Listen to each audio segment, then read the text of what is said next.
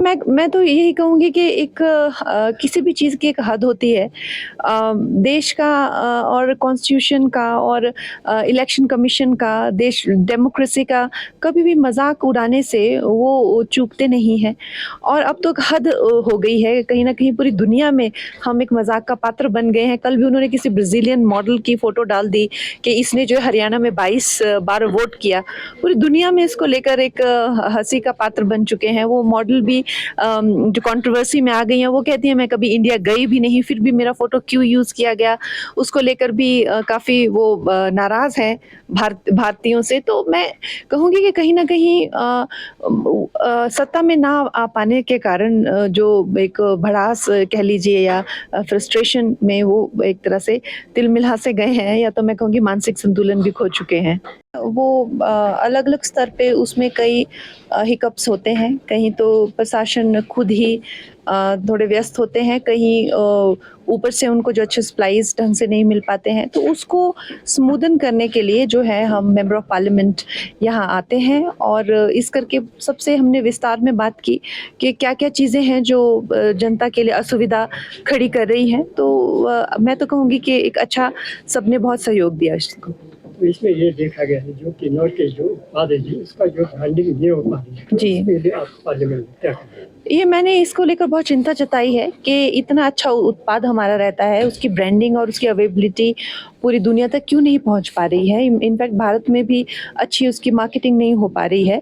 तो ये मेरे लिए बहुत ही एक चिंता का विषय है, और मैं इसे जो है ऊपर भी बात करूंगी इस विषय में, और ताकि हमारे जो गांव वाले हैं, किसान हैं, उत्पादक हैं, कारीगर हैं, उनको जो है वो सुविधाएं हो।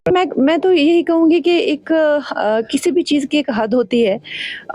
देश का और कॉन्स्टिट्यूशन का और इलेक्शन कमीशन का, देश डेमोक्रेसी का कभी भी मज़ाक उड़ाने से वो चूकते नहीं हैं। और अब तो एक हद हो गई है, कहीं न कहीं पूरी दुनिया में हम एक मज़ाक का पात्र बन गए हैं। कल भी उन्होंने किसी ब्राज़ीलियन मॉडल की फ़ोटो डाल दी कि इसने जो है हरियाणा में 22 बार वोट किया। पूरी दुनिया में इसको लेकर एक हँसी का पात्र बन चुके हैं। वो मॉडल भी जो कंट्रोवर्सी में आ गई हैं, वो कहती हैं मैं कभी इंडिया गई भी नहीं, फिर भी मेरा फ़ोटो क्यों यूज़ किया गया?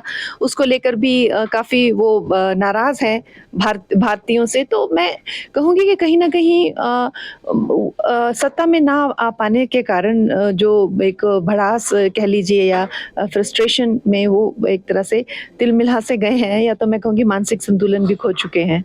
वो अलग-अलग स्तर पे उसमें कई हिकअप्स होते हैं, कहीं तो प्रशासन खुद ही थोड़े व्यस्त होते हैं, कहीं ऊपर से उनको जो अच्छे सप्लाईज़ ढंग से नहीं मिल पाते हैं, तो उसको स्मूदन करने के लिए जो है हम मेंबर ऑफ पार्लियामेंट यहाँ आते हैं। और इस करके सबसे हमने विस्तार में बात की कि क्या-क्या चीज़ें हैं जो जनता के लिए असुविधा खड़ी कर रही हैं। तो मैं तो कहूँगी कि एक अच्छा सबने बहुत सहयोग दिया इसको।